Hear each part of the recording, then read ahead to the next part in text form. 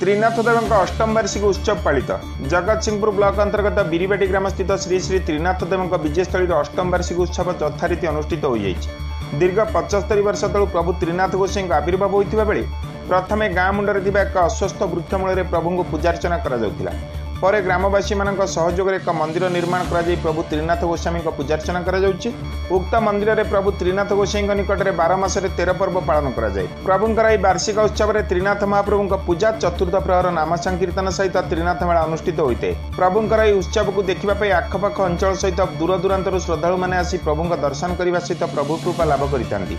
प्रभुंर यह उत्सव देखा आसुवा श्रद्धालु मान प्रसाद सेवन व्यवस्था ग्रामवासी मान तरफ आयोजन करा।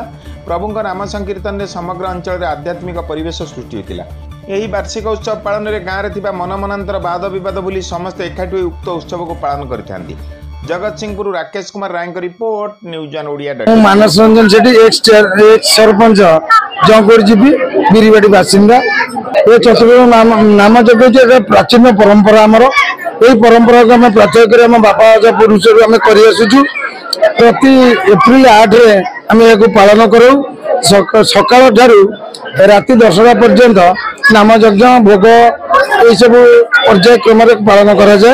ये अनुष्ठान 75 वर्ष प्राचीन हेले 35 वर्ष खंड हम यही अनुष्ठान पालन करा अष्टप्रहरी नाम यज्ञ चतुर्थ प्रहरी सांस्कृतिक कार्यक्रम मेलोडी पेलोडी भजन संध्या इन सब कराए।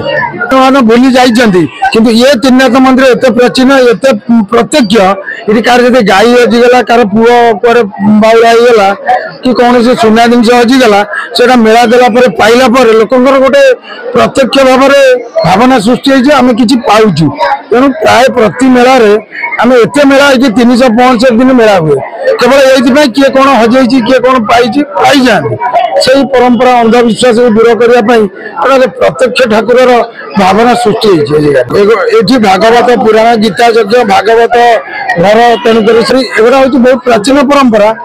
ये जगह प्राय 4-5 कोटी गाँव लोकंर धर्म विश्वास पर पालन कर परंपरा।